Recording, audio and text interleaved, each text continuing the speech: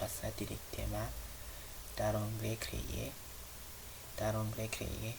et puis de cliquer sur l'icône qui contient la grille seulement. Ici pour créer une table en mode feuille de données, vous êtes censé de mettre les données directement dans les tables. Access va définir les données zéro et des informations que vous aurez tapées dans les lignes d'une table. Par exemple, je vais créer une table qui s'appelle par exemple table professeur, oui, bien table classe. Je mets ou bien la table cours, par exemple. Je mets par exemple ici là où c'est écrit cliquer pour ajouter, donc c'est pour ajouter un chat. Tu peux ajouter un chat, mais ici signalons qu'il y a là où c'est écrit numéro. Si vous ne complétez pas ici, Access va générer le type de données directement, donc ça sera du numéro auto, mais je vais compléter ça par mai. Je vais compléter par mai et je vais compléter seulement je vais compléter les numériques, oui.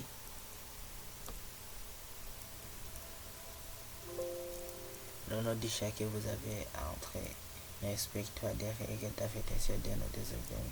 Si vous voulez coller le nom à partir des noms, donc je dois tout d'abord compléter ici, par exemple l'intitulé du cours. Je peux mettre par exemple base de données BD. Ici je peux changer, vous voyez bien qu'il y a un, tu peux changer pour indiquer que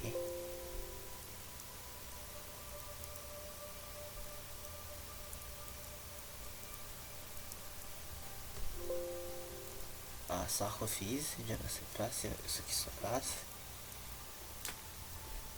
Donc Access a créé automatiquement le champ, mais je dois changer cela. Je peux mettre numérique, je dois changer après. Si je peux mettre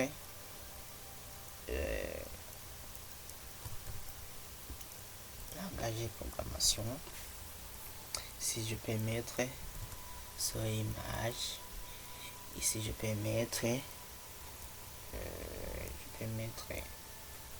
comptabilité générale, COGE. Et puis pour valider l'enregistrement, il faut cliquer sur le stylet qui se trouve ici. Là je viens d'enregistrer l'enregistrement qui se trouve ici. Signalons que une base de données est composée par des lignes et des colonnes. Les lignes on les appelle les enregistrements, alors que les colonnes on les appelle des champs. Donc les lignes c'est en y a là. Par exemple, si on vous demande combien de lignes que possède cette table, ici il faut compter en commençant par ici là où c'est écrit 1. Ils ne font pas compter ici là où c'est écrit numéro, c'est ici. Nous avons ligne 1, ligne 2, ligne 3, ligne 4 pour dire que nous avons 4 lignes ou bien 4 enregistrements. Et si on nous demande combien de chats que possède cette table, on voit bien que les colonnes c'est verticalement. Donc on a la première colonne et la deuxième colonne. La première colonne est son numéro et la deuxième colonne est son nom chat 1. Donc c'est Access qui a généré automatiquement le nom du chat. Mais pour changer cela. Par exemple, je vais appeler numéro, je clique dessus et je fais un clic droit, je fais renommer, je mets numéro, ici je mets no cours par exemple, je fais cliquer droit puis renommer Rochin, je fais no cours,